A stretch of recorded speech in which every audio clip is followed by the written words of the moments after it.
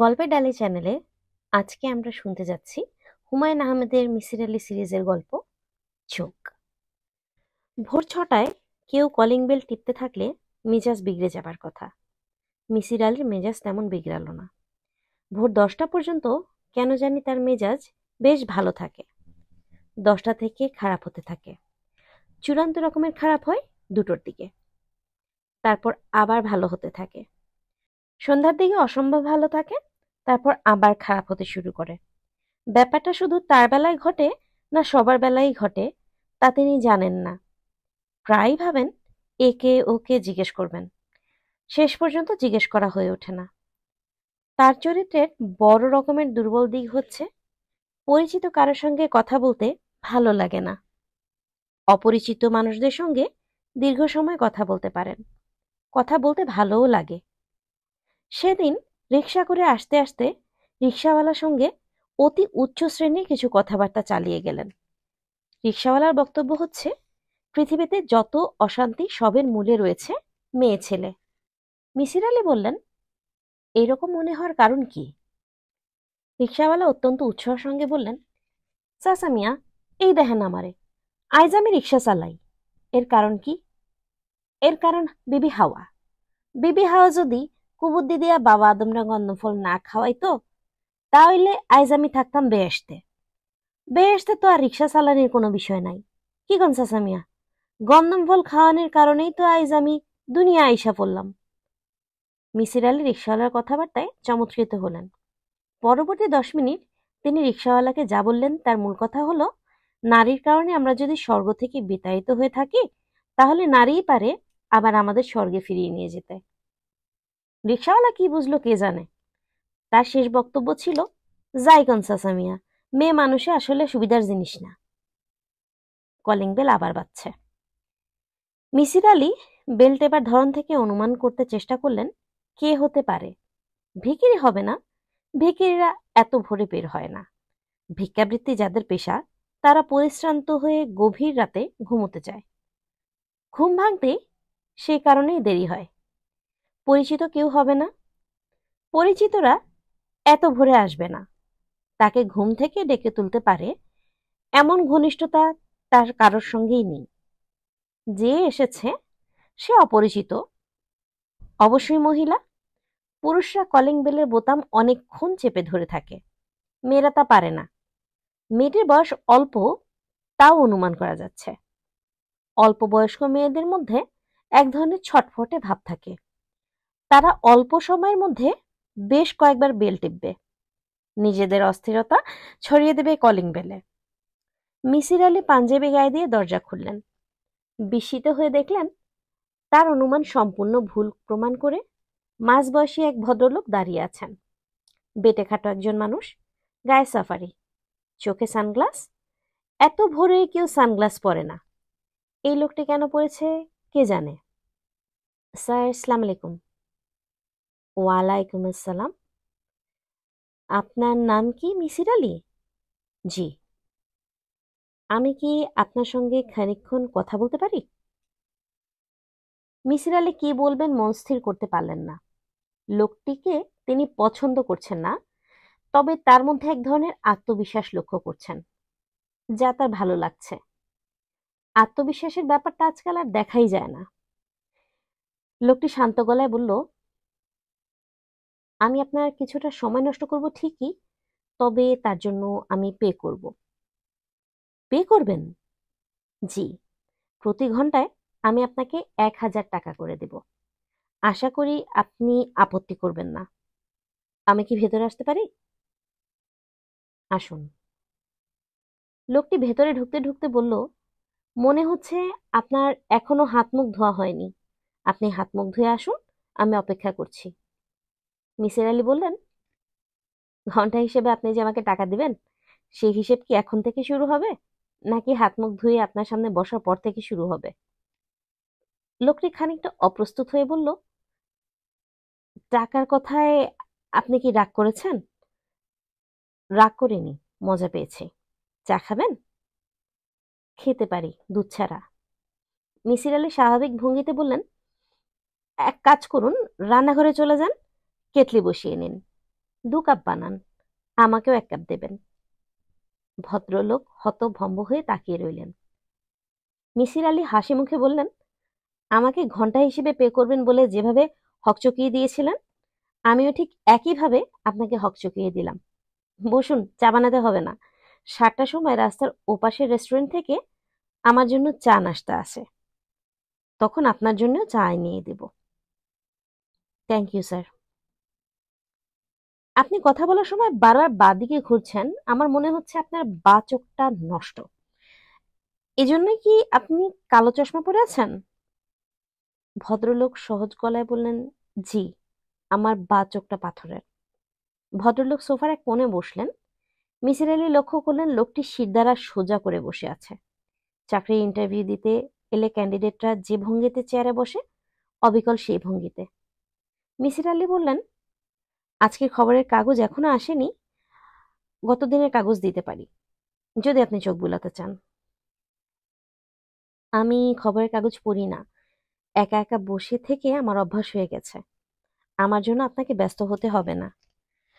শুরুতে টাকা দেওয়ার কথা বলে যদি আপনাকে আহত করে থাকি, তার জন্য ক্ষমা প্রার্থী। মিসির আলি টুথব্রাশ সাথে বাথরুমে ঢুকে গেলেন। লোকটিকে তার বেশ ইন্টারেস্টিং বলে মনে হচ্ছে, তবে কোনো গুরুতর সমস্যা নিয়ে এসেছে বলে মনে হয় না। আজকাল অকারণেই কিছু লোকজন এসে তাকে বিরক্ত করা শুরু করছে। মাসখানেক আগে একজন এসেছিলেন, ভূত বিশারদ। সে নাকি গবেষণাধর্মী একটি বই লিখছে, যার নাম বাংলার ভূত। এদেশে যত ধরনের ভূত পেতনি আছে, সবার নাম, আচার ব্যবহার বইয়ে লেখা আছে। মেছো ভূত, গেছো ভূত, জলা ভূত, শাকচুন্নি, গন্ধকাটা, কুনি ভূত, কুত্তি ভূত, আধি ভূত, সর্বমোট 106 রকমের ভূত। মিসির আলি বিরক্ত হয়ে বলছিলেন, ভাই, আমার কাছে কেন? আমি সারা জীবন ভূত নেই এটা প্রমাণ করতে চেষ্টা করেছি। সেই লোক মহা উৎসাহী হয়ে বলল, কোন কোন ভূত নেই বলে প্রমাণ করেছেন এইটা কাইন্ডলি বলুন। আমার কাছে ক্যাসেট প্লেয়ার আছে, আমি টেপ করে নেব। সানগ্লাস পরা বেটে ভদ্রলোক সেই পদের কেউ কিনা কে বলবে। তোয়ালে দিয়ে মুখ মুছতে মুছতে মিসির আলি বললেন, ভাই বলুন কি ব্যাপার। প্রথমেই আমার নাম বলি, এখনো আমি আপনাকে আমার নাম বলিনি। আমার নাম রাশেদুল করিম। আমেরিকার টেক্সাস এম বিশ্ববিদ্যালয়ে গণিত বিভাগের আমি একজন অধ্যাপক। বর্তমানে 1 বছরের সাবেটিক্যাল লিভে দেশে এসেছি। আপনার খোঁজ কিভাবে এবং কার কাছে পেয়েছি তা কি বলবো? তার দরকার নেই, কি জন্য আমার খোঁজ করেছেন সেটা বলুন। আমি কি ধূমপান করতে পারি? সিগারেট খেতে খেতে কথা বললে আমার জন্য সুবিধা হবে। সিগারেটের ধোঁয়া এক ধরনের আড়াল সৃষ্টি করে। আপনি সিগারেট খেতে পারেন, কোনো অসুবিধা নেই। ছাই কোথায় ফেলবো? আমি কোনো অ্যাশট্রে দেখতে পাচ্ছি না। ভেঞ্চিতে ফেলুন, আমার গোটা বাড়ি একটা অ্যাশট্রে। রাশেদুল করিম সিগারেট ধরিয়ে কথা বলা শুরু করলো। তার গলার স্বর ভারী এবং স্পষ্ট, কথাবার্তা খুব গুছানো। কথা শুনে মনে হয় তিনি কি বলবেন তা আগে ভাগেই জানেন। কোন বাক্যটির পর কোন বাক্য বলবেন তাও ঠিক করা, যেন ক্লাসের বক্তৃতা, আগে থেকেই ঠিকঠাক করা। প্রবাসী বাঙালিরা এক নাগাড়ে বাংলায় কথা বলতে পারে না, ইনি তা পারছেন। আমার বয়স এই নভেম্বরে 50 হবে। সম্ভবত আমাকে দেখে তা বুঝতে পারছেন না। আমার মাথার চুল সব সাদা, কলপ ব্যবহার করছি গত 4 বছর থেকে। আমার স্বাস্থ্য ভালো, নিয়মিত ব্যায়াম করি, মুখের চামড়া এখনো ভাঁজ পড়েনি। বয়সজনিত অসুখ বিসুখ কোনোটাই আমার নেই। আমার ধারণা শারীরিক এবং মানসিক দিক দিয়ে আমার কর্মক্ষমতা এখনো একজন 35 বছরের যুবকের মতো। এই কথাটা বলার উদ্দেশ্য হচ্ছে, আমি বিয়ে করতে যাচ্ছি। আজ আমার গায়ে হলুদ। মেয়ে পক্ষীয়রা সকাল 9টায় আসবে। আমি ঠিক 8টায় এখান থেকে যাব। 8টা পর্যন্ত সময় কি আমাকে দেবেন? দেব। ভালো কথা। এটা নিশ্চয়ই আপনার প্রথম বিবাহ না? এর আগেও আপনি বিয়ে করেছেন? জি, এর আগেও একবার বিয়ে করেছি। এটি আমার দ্বিতীয় বিবাহ। আমি আগেও বিয়ে করেছি তা কি করে বললেন? আজ আপনার গায়ে হলুদ তা খুব সহজভাবে বললেন দেখে অনুমান করলাম। বিয়ের তীব্র উত্তেজনা আপনার মধ্যে দেখতে পাইনি।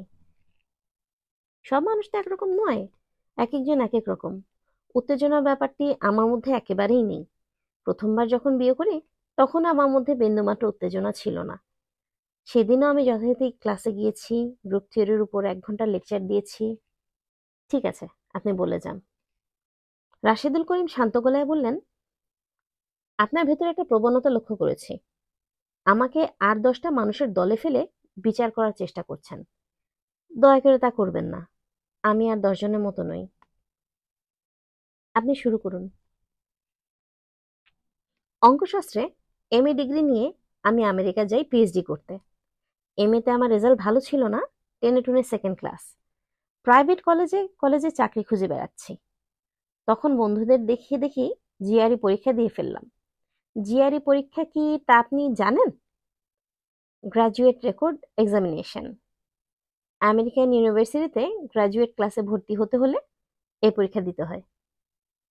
আমি জানি। এই পরীক্ষায় আমি আশাতীত ভালো করে ফেললাম। আমেরিকান 3টি বিশ্ববিদ্যালয় থেকে আমার কাছে আমন্ত্রণ চলে এলো। চলে গেলাম। পিএইচডি করলাম প্রফেসর হোবলের সঙ্গে। আমার পিএইচডি ছিল গ্রুপ থিওরির একটি শাখায়, নন অ্যাবেলিয়ান ফাংশনের উপর। পিএইচডির কাজ এতটাই ভালো হলো যে আমি রাতারাতি বিখ্যাত হয়ে গেলাম। অঙ্ক নিয়ে বর্তমানকালে যারা নাড়াচাড়া করেন তারা সবাই আমার নাম জানেন। অঙ্কশাস্ত্রে একটি ফাংশন আছে যা আমার নামে পরিচিত, আর কে এক্সপোনেনশিয়াল। আর কে হচ্ছে রাশেদুল করিম।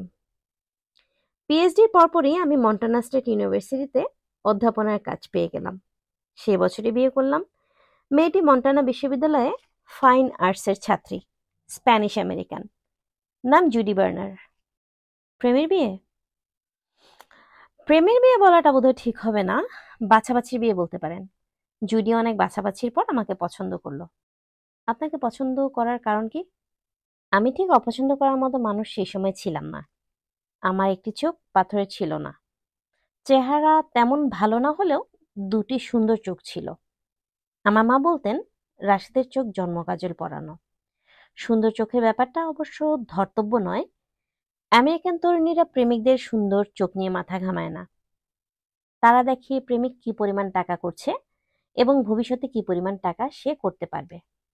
সেদিক দিয়ে আমি মোটামুটি আদর্শ স্থানীয় বলা চলে। 30 বছর বয়সে একটি আমেরিকান বিশ্ববিদ্যালয়ে ফ্যাকাল্টি পজিশন পেয়ে গেছি। টেনিউর পেতেও কোনো সমস্যা হবে না। জুডি স্বামী হিসেবে আমাকে নির্বাচন করলো। আমার দিক থেকে আপত্তিকর কোনো কারণ ছিল না। জুডি চমৎকার একটি মেয়ে। 100 বৎসর সাধনার ধন হয়তো নয়, তবে বিনা সাধনায় পাওয়ার মতো মেয়েও নয়। বিয়ের 7 দিনের মাথায় আমরা হানিমুন করতে চলে গেলাম সান ফ্রান্সিসকো। উঠলাম হোটেল বেডফোর্ডে। দ্বিতীয় রাত্রির ঘটনা। ঘুমোচ্ছিলাম, কান্নার শব্দে ঘুম ভেঙে গেল। তাকিয়ে দেখি জুডি পাশে নেই। ঘড়িতে রাত 3টা 10 বাজছে। বাথরুমের দরজা বন্ধ। সেখান থেকে ফুপিয়ে কান্নার শব্দ আসছে। আমি বিস্মিত হয়ে উঠে গেলাম।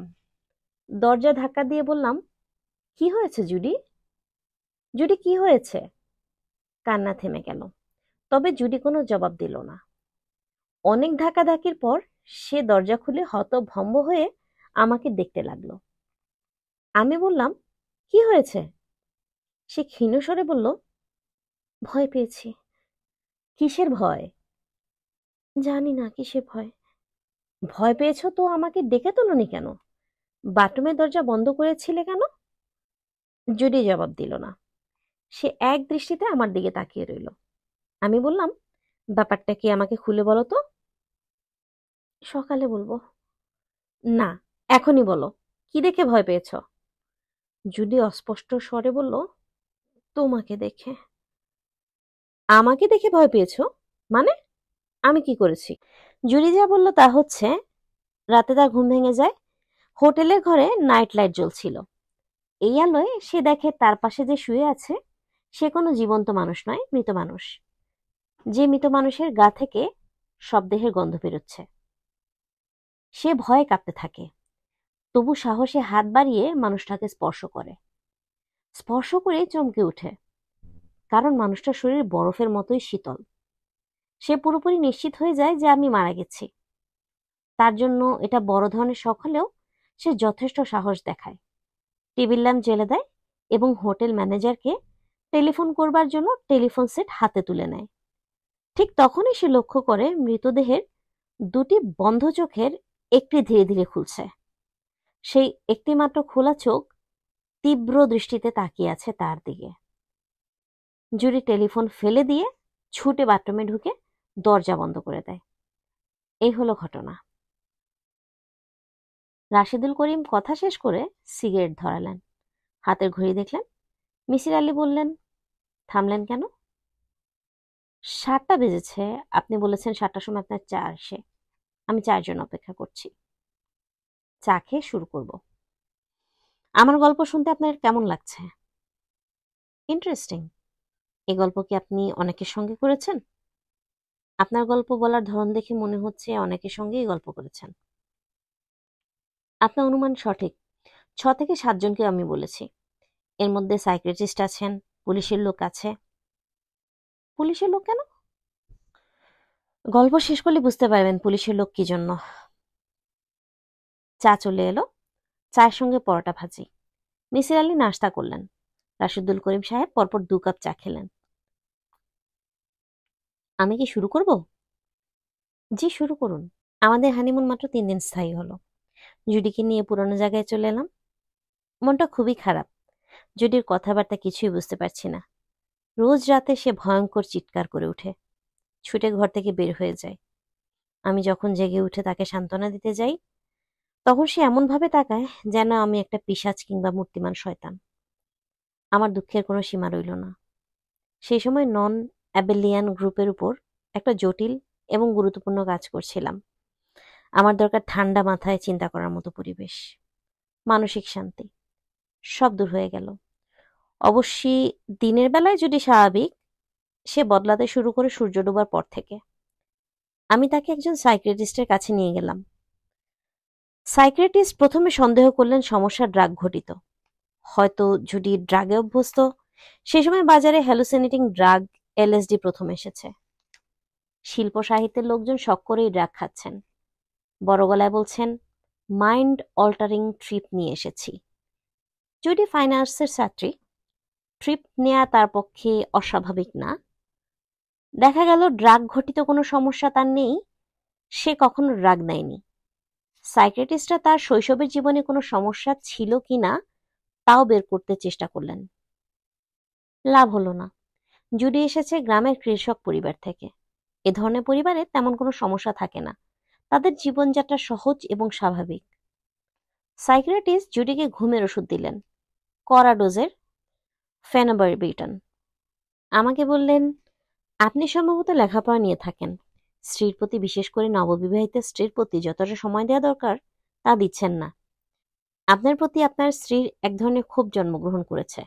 সে যা বলছে তা ক্ষোভেরই বহিঃপ্রকাশ। জুডির কথা একটাই, আমি ঘুমোবার পর আমার দেহে প্রাণ থাকে না।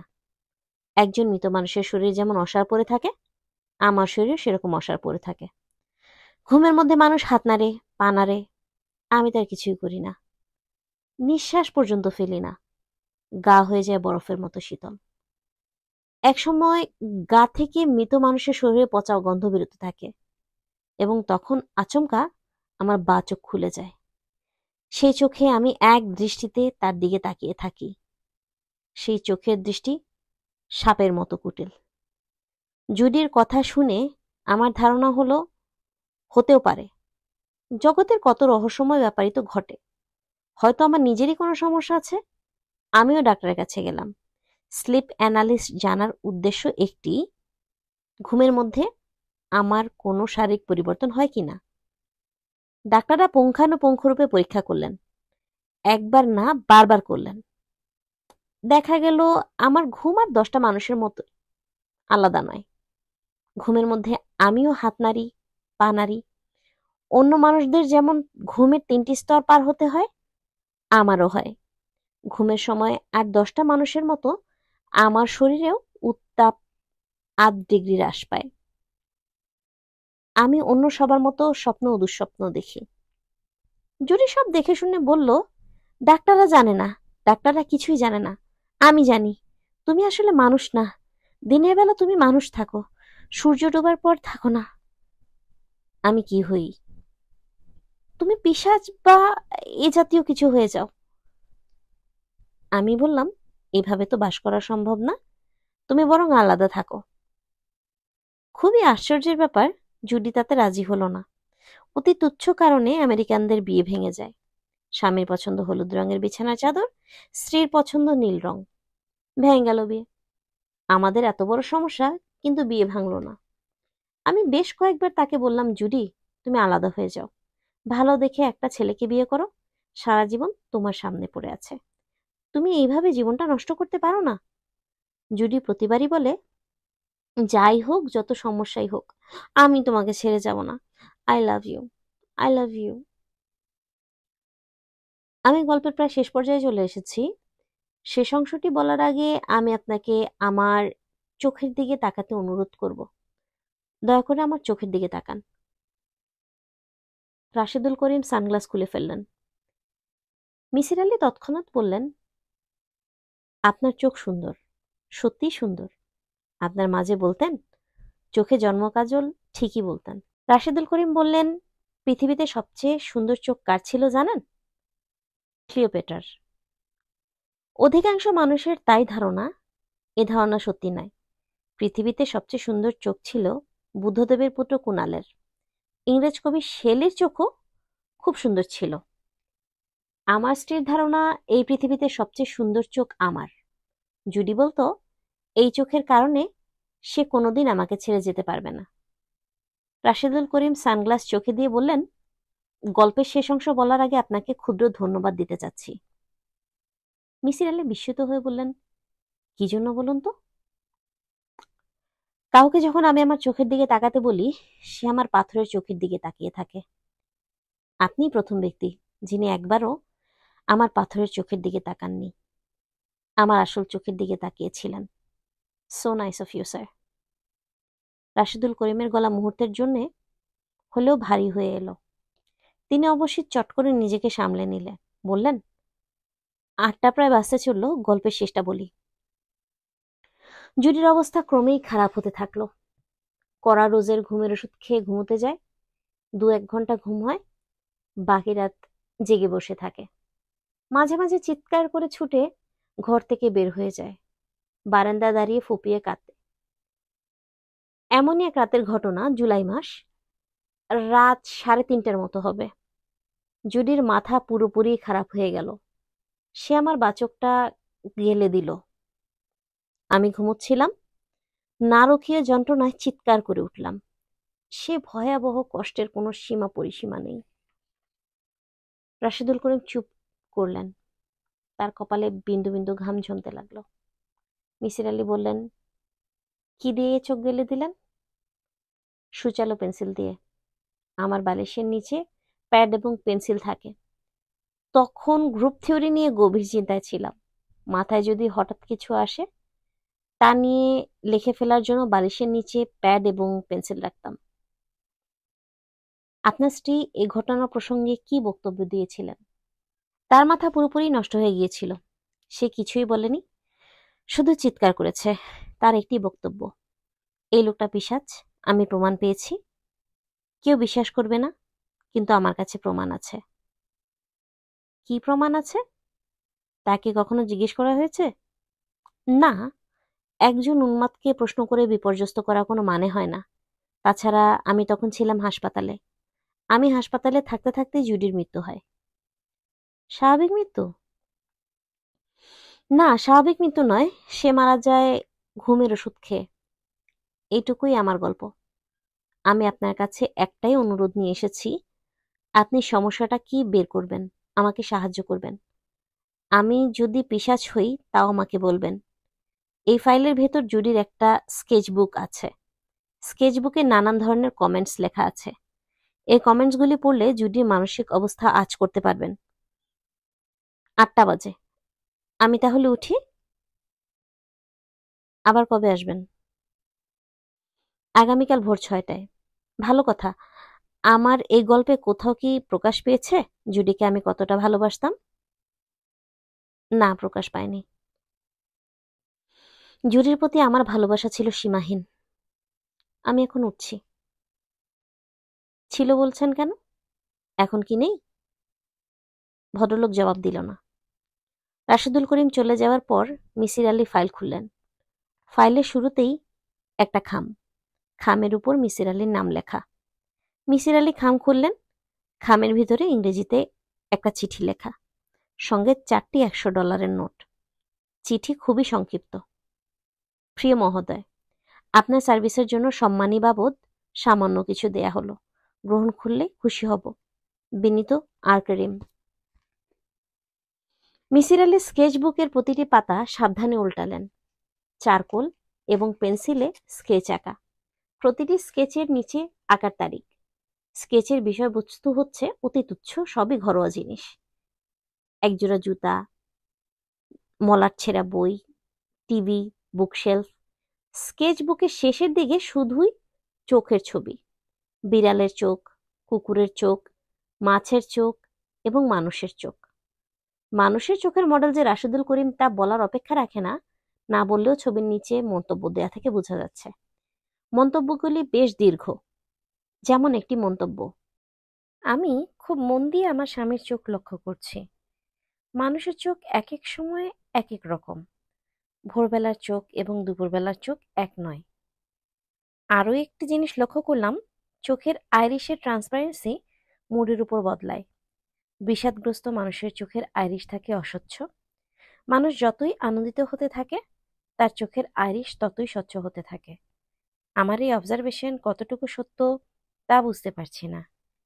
মেয়েটি মাঝে মাঝে তার মনের অবস্থাও লিখেছে, অনেকটা ডায়েরি লেখার ভঙ্গিতে। মনে হয় হাতের কাছে ডায়েরি না থাকায় স্কেচ বুকে লিখে রেখেছে। সব লেখাই পেন্সিলে। প্রচুর কাটাকুটি আছে। কিছু লাইন রাবার ঘষে তুলে ফেলাও হয়েছে। 18/4/82। আমি ভয়ে অস্থির হয়ে আছি। নিজেকে বোঝানোর চেষ্টা করছি, এই ভয় অমূলক। বুঝাতে পারছি না। আমি আমার স্বামীকে ভয় পাচ্ছি। এই তথ্য স্বভাবতই স্বামী বেচারার জন্য সুখকর না। সে নানাভাবে আমাকে সান্ত্বনা দেবার চেষ্টা করছে। কিছু কিছু চেষ্টা বেশ হাস্যকর। আজ আমাকে বলল, জুডি, আমি ঠিক করেছি এখন থেকে রাতে ঘুমোবো না। আমার অঙ্কের সমস্যা নিয়ে ভাববো, লেখালেখি করব। তুমি নিশ্চিন্ত হয়ে ঘুমাও। আমি দিনের বেলায় ঘুমোবো। একজন মানুষের জন্য 4 ঘন্টা ঘুমই যথেষ্ট। নেপোলিয়ান মাত্র 3 ঘন্টা ঘুমোতেন। আমি এই গম্ভীর স্বল্পভাষী লোকটিকে ভালোবাসি, ভালোবাসি, ভালোবাসি, ভালোবাসি। আমি চাই না আমার কোনো কারণে সে কষ্ট পাক, কিন্তু সে কষ্ট পাচ্ছে, খুব কষ্ট পাচ্ছে। হে ঈশ্বর, তুমি আমার মন শান্ত করো, আমার ভয় দূর করে দাও। 21/4/82। যে জিনিস খুব সুন্দর তা কত দ্রুত অসুন্দর হতে পারে, বিস্মিত হয়ে আমি তাই দেখেছি। রাশেদের ধারণা আমি অসুস্থ। সত্যি কি অসুস্থ? আমার মনে হয় না, কারণ এখনো ছবি আঁকতে পারছি। একজন অসুস্থ মানুষ আর যাই পারুক, ছবি আঁকতে পারে না। গত 2 দিন ধরে ওয়াটার কালারে বাসার সামনে চেরি গাছের ফুল ধরতে চেষ্টা করছিলাম। আজ সেই ফুল কাগজে বন্দি করেছি। অনেকক্ষণ ছবিটির দিকে তাকিয়ে রইলাম। ভালো হয়েছে। রাশেদ ছবি তেমন বুঝে বলে মনে হয় না। সেও মুগ্ধ হয়ে অনেকক্ষণ দেখল। তারপর বলল, আমি যখন বুড়ো হয়ে যাব, বিশ্ববিদ্যালয় থেকে অবসর নেব, তখন তুমি আমাকে ছবি আঁকা শিখিয়ে দেবে। এই কথাটি আজ সে প্রথম বলেনি, আগেও বলেছে। আন্তরিক ভঙ্গিতে বলেছে। কেউ যখন আন্তরিকভাবে কিছু বলে তখন তা টের পাওয়া যায়। আমার মনে হয় না সে কোনোদিন ছবি আঁকবে। তার মাথায় অঙ্ক ছাড়া কিছু নেই। 21/5/82। আমি ছবি আঁকতে পারছি না। যেখানে নীল রং চড়ানো দরকার সেখানে গাঢ় হলুদ রং বসাচ্ছি। ডাক্তার সিডেটিভের পরিমাণ বাড়িয়ে দিয়েছে। সারাক্ষণ মাথা ঝিম ধরে থাকে। কেন জানি খুব বমি হচ্ছে। আজ দুপুরে অনেকক্ষণ ঘুমোলাম। মজার ব্যাপার হচ্ছে সুন্দর একটা স্বপ্ন দেখে ফেললাম। সুন্দর স্বপ্ন আমি অনেক দিন দেখি না, অনেক দিন দেখি না, অনেক দিন দেখি না, অনেক দিন দেখি না। আচ্ছা, আমি কি পাগল হয়ে যাচ্ছি? শুনেছি পাগলরাই একই কথা বারবার লেখে, কারণ তাদের মাথায় একটি বাক্যই বারবার ঘুরপাক খায়। বৃহস্পতিবার কিংবা বুধবার। আজ কত তারিখ আমি জানি না। বেশ কয়েকদিন ধরেই দিন তারিখে গন্ডগোল হচ্ছে। আজ কত তারিখ তা জানার কোনো রকম আগ্রহ বোধ করছি না। তবে মনের অবস্থা লেখার চেষ্টা করছি, যাতে পরবর্তী সময়ে কেউ আমার লেখা পড়ে বুঝবে মাথা খারাপ হবার সময় একজন মানুষ কিভাবে চিন্তা করে। মাথা খারাপের প্রথম লক্ষণ হচ্ছে আলো অসহ্য হওয়া। আমি এখন আলো সহ্য করতে পারি না।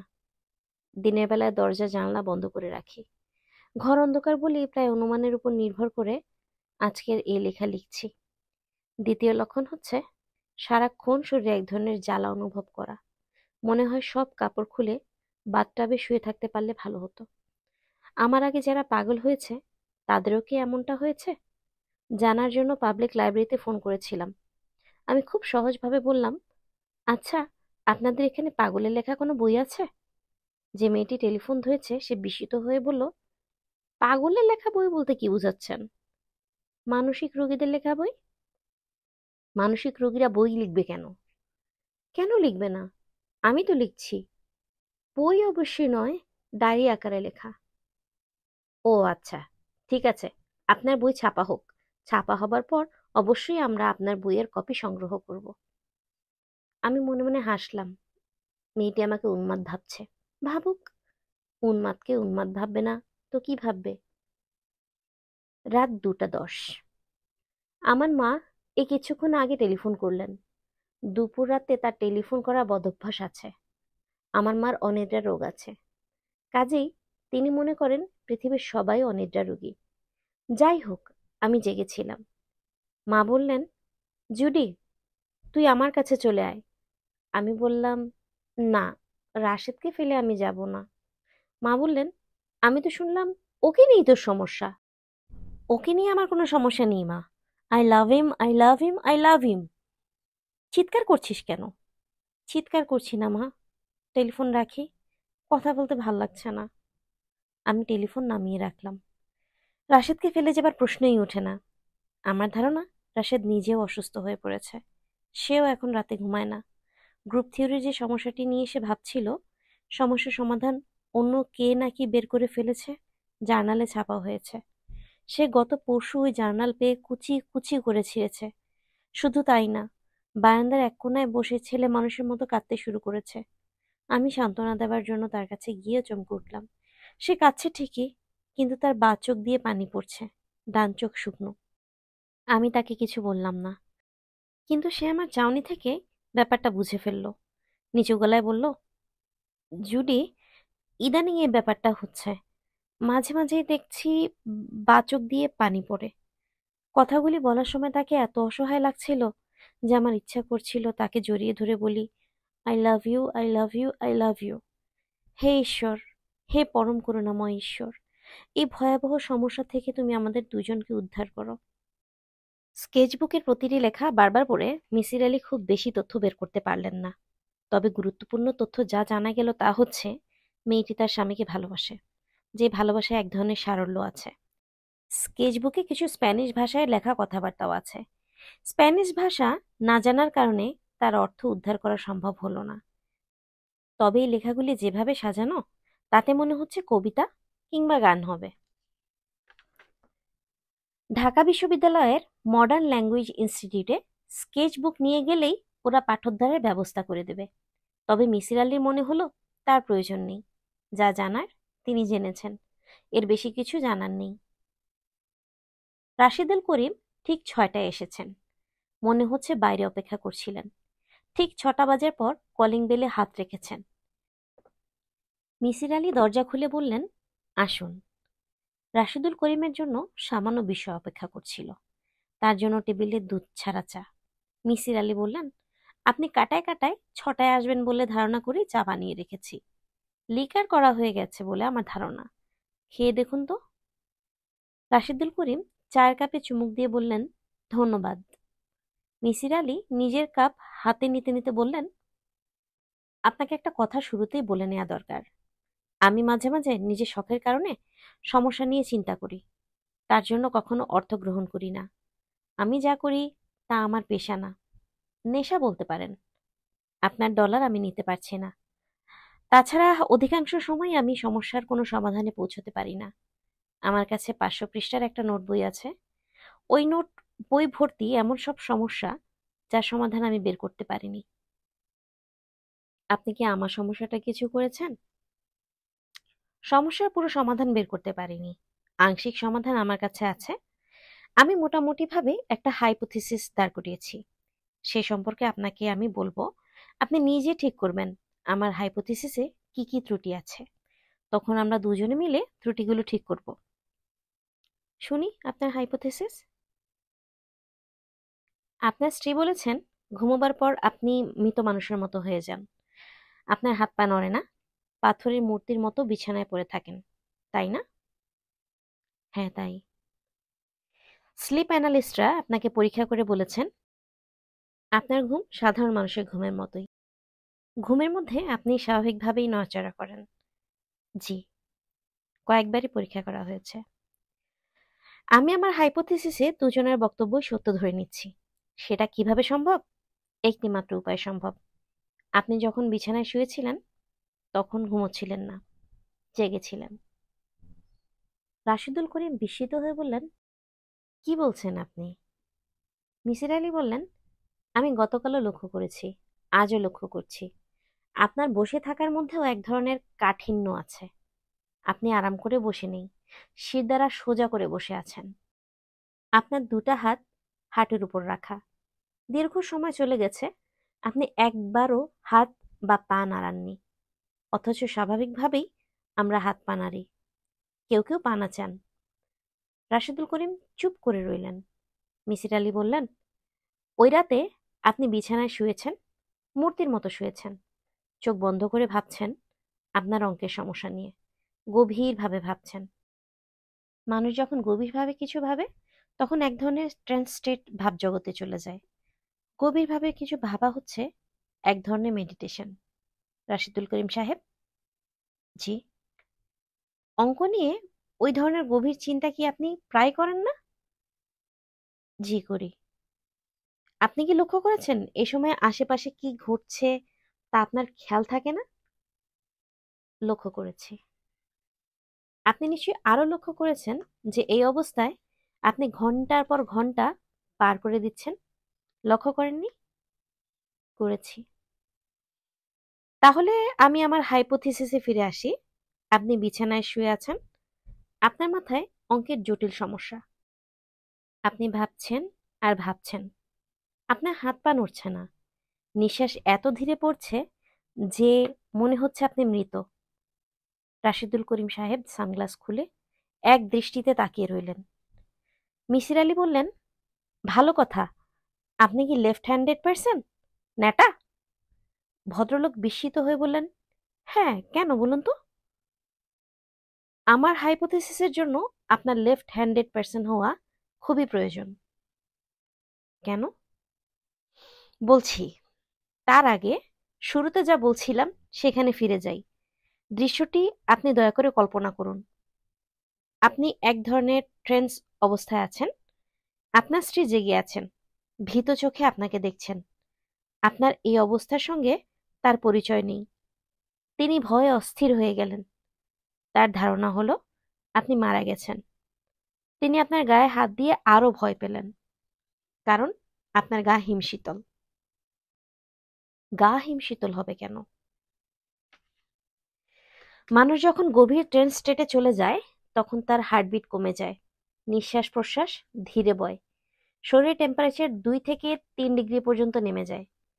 এটুকু নেমে যাওয়া মানে অনেকখানি নেমে যাওয়া। যাই হোক, আপনার স্ত্রী আপনার গায়ে হাত দেওয়ার কিছুক্ষণের মধ্যেই আপনি তাকালেন। তাকালেন কিন্তু এক চোখ মেলে, বা চোখে। ডান চোখটি তখনও বন্ধ। কেন? ব্যাখ্যা করছি। রাইট হ্যান্ডেড পার্সন যারা আছে তাদের এক চোখ বন্ধ করে অন্য চোখে তাকাতে বললে তারা বা চোখ বন্ধ করে ডান চোখে তাকাবে। ডান চোখ বন্ধ করে বা চোখে তাকানো তাদের পক্ষে সম্ভব নয়। এটা সম্ভব শুধু যারা ন্যাটা তাদের জন্যই। আপনি লেফট হ্যান্ডেড পার্সন। আপনি এক ধরনের গভীর ট্রান্স স্টেটে আছেন। আপনার স্ত্রী আপনার গায়ে হাত রেখেছেন। আপনি কি হচ্ছে জানতে চাচ্ছেন। চোখ মেলছেন, দুটি চোখ মেলতে চাচ্ছেন না। গভীর আলস্যে একটি চোখ কোনো মতে মেললেন। অবশ্যই সে চোখ হবে বাঁ চোখ। আমার যুক্তি কি গ্রহণযোগ্য মনে হচ্ছে? রাশেদুল করিম হ্যাঁ না কিছু বললেন না। মিসির আলী বললেন, আপনার স্ত্রী আরো ভয় পেলেন। সেই ভয় তার রক্তে মিশে গেল। কারণ শুধুমাত্র একবার এই ব্যাপার ঘটেনি, অনেকবার ঘটেছে। আপনার কথা থেকেই আমি জেনেছি সেই সময়ে অঙ্কের একটি জটিল সমাধান নিয়ে আপনি ব্যস্ত। আপনার সমগ্র চিন্তা চেতনায় আছে অঙ্কের সমাধান, নতুন কোনো থিওরি নয় কি? হ্যাঁ। এখন আমি আমার হাইপোথিসিসের সবচেয়ে জটিল অংশে আসছি। আমার হাইপোথিসিস বলে আপনার স্ত্রী আপনার চোখ গেলে দেননি। তার পক্ষে এটা করা সম্ভব নয়। তিনি আপনার চোখের প্রেমে পড়েছিলেন। একজন শিল্পী মানুষ কখনো সুন্দর কোনো সৃষ্টি নষ্ট করতে পারেন না। তবুও যদি ধরে নিই তার মাথায় হঠাৎ রক্ত উঠে গিয়েছিল এবং তিনি এই ভয়াবহ কাণ্ড করেছেন, তাহলে তাকে এটা করতে হবে ঝোঁকের মাথায়, আচমকা। আপনার চোখ গেলে দেওয়া হয়েছিল পেন্সিলে, যে পেন্সিলটি আপনার মাথার বালিশের নিচে রাখা। যিনি ঝোঁকের মাথায় একটা কাজ করবেন, তিনি এত যন্ত্রণা করে বালিশের নিচ থেকে পেন্সিল নেবেন না। হয়তোবা তিনি জানতেনও না বালিশের নিচে পেন্সিল ও নোটবই নিয়ে আপনি ঘুমান। রাশিদুল করিম বললেন, কাজটি তাহলে কে করেছে? সে প্রসঙ্গে আসছি। আপনি কি আরেক কাপ চা খাবেন? বানিয়ে দেব? না। অ্যাক্সিডেন্ট কিভাবে ঘটলো তা বলার আগে আপনার স্ত্রীর লেখা ডায়েরির প্রতি আপনার দৃষ্টি আকর্ষণ করছি। এক জায়গায় তিনি লিখেছেন আপনার বাঁ চোখ দিয়ে পানি পড়তো। কথাটা কি সত্যি? হ্যাঁ, সত্যি। কেন পানি পড়তো? একটি চোখ কেন কাঁদতো? আপনার কি ধারণা? রাশিদুল করিম বললেন, আমার কোনো ধারণা নেই। আপনার ধারণাটা বলুন। আমি অবশ্যই ডাক্তারের সঙ্গে কথা বলেছিলাম। ডাক্তার বলেছেন এটা তেমন গুরুত্বপূর্ণ কিছু না। যে গ্ল্যান্ড চোখের জল নিয়ন্ত্রণ করে সেই গ্ল্যান্ড বাঁ চোখে বেশি কর্মক্ষম ছিল। মিসির আলী বললেন, এটা একটা মজার ব্যাপার। হঠাৎ কেন বাঁ চোখের গ্ল্যান্ড কর্মক্ষম হয়ে পড়ল? আপনি মনে মনে এই চোখকে আপনার সব রকম অশান্তির মূল বলে চিহ্নিত করার জন্যই কি এটা হলো? আমি ডাক্তার নই, শরীরবিদ্যা জানি না। তবে আমি দুজন বড় ডাক্তারের সঙ্গে কথা বলেছি। তারা বলেছেন এটা হতে পারে, মোটেই অস্বাভাবিক নয়। গ্ল্যান্ড নিয়ন্ত্রণ করে মস্তিষ্ক। একটি চোখের অপছন্দ করছে মস্তিষ্ক। তাতে কি প্রমাণ হচ্ছে? মিসির আলী কিছুক্ষণ চুপচাপ থেকে বললেন, তাতে একটা জিনিসই প্রমাণ হচ্ছে, আপনার বাঁ চোখ আপনি নিজেই নষ্ট করেছেন। অনেকক্ষণ চুপচাপ থেকে রাশিদুল করিম ভাঙা গলায় বলল, কি বলছেন আপনি? কনশাস অবস্থায় আপনি ভয়ঙ্কর কাজ করেননি, করেছেন সাবকনশাস অবস্থায়। কেন করেছেন তাও বলি। আপনি আপনার স্ত্রীকে অসম্ভব ভালোবাসেন। সেই স্ত্রী আপনার কাছ থেকে দূরে সরে যাচ্ছেন। কেন দূরে সরে যাচ্ছেন?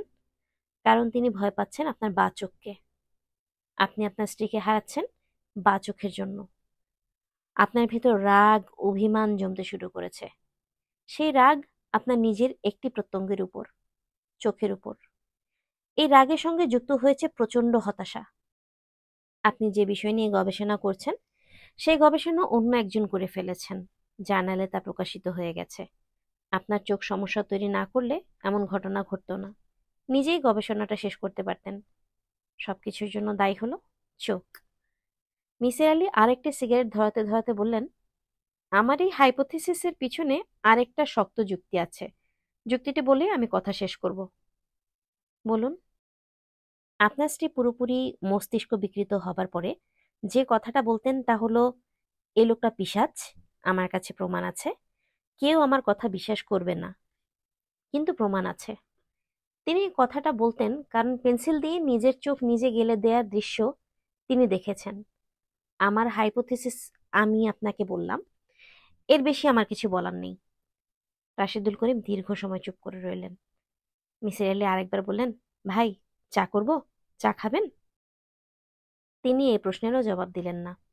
উঠে দাঁড়ালেন, চোখে সানগ্লাস পরলেন, শুকনো গলায় বললেন, যাই। মিসির আলী বললেন, মনে হচ্ছে আমি আপনাকে আহত করেছি, কষ্ট দিয়েছি। আপনি কিছু মনে করবেন না, নিজের উপরও রাগ করবেন না। আপনি যা করেছেন প্রচন্ড ভালোবাসা থেকেই করেছেন। রাশিদুল করিম হাত বাড়িয়ে মিসির আলির হাত ধরে ফেলে বললেন, আমার স্ত্রী বেঁচে থাকলে তার সঙ্গে আপনার পরিচয় করিয়ে দিতাম। আপনি দেখতেন সে কি চমৎকার একটি মেয়ে ছিল, এবং সেও দেখত আপনি কত অসাধারণ একজন মানুষ। ওই দুর্ঘটনার পর জুডির প্রতি তীব্র ঘৃণা নিয়ে আমি বেঁচেছিলাম। আপনি এই অন্যায় ঘৃণা থেকে তাকে মুক্তি দিয়েছেন। জুডির হয়ে আমি আপনাকে ধন্যবাদ জানাচ্ছি। ভদ্রলোকের গলা ধরে এলো। তিনি চোখ থেকে সানগ্লাস খুলে ফেলে বললেন, মিসির আলি সাহেব ভাই, দেখুন, আমার দুটি চোখ থেকে এখন পানি পড়ছে। চোখ পাথরের হলেও চোখের অশ্রুগ্রন্থি এখনো কার্যক্ষম। 20 বছর পর এই ঘটনা ঘটল। আচ্ছা ভাই, যাই। 2 মাস পর আমেরিকা থেকে বিমান ডাকে মিসির আলি বড় একটা প্যাকেট পেলেন। সেই প্যাকেটে জল রঙে আঁকা একটা চেরি গাছের ছবি। অপূর্ব ছবি। ছবির সঙ্গে একটি নোট। রাশিদুল করিম সাহেব লিখেছেন, আমার সবচেয়ে প্রিয় জিনিসটি আপনাকে দিতে চাচ্ছিলাম। এই ছবির চেয়ে প্রিয় কিছুই এই মুহূর্তে আমার কাছে নেই, কোনোদিন হবে বলেও মনে হয় না। গল্পের ডালি চ্যানেলে আপনারা শুনছিলেন শ্রদ্ধেয় হুমায়ুন আহমেদ স্যারের লেখা চোখ। গল্প পাঠ কেমন লাগলো জানাবেন। ভালো লাগলে প্রিয় মানুষদের সাথে শেয়ার করবেন। আপনারা যারা প্রথমবারের মতো শুনছেন, নিয়মিত এমন গল্প শুনবার জন্য কাইন্ডলি সাবস্ক্রাইব করে নেবেন। নিজে বই পড়ার পাশাপাশি অন্যকেও বই পড়তে উদ্বুদ্ধ করবেন। ধন্যবাদ।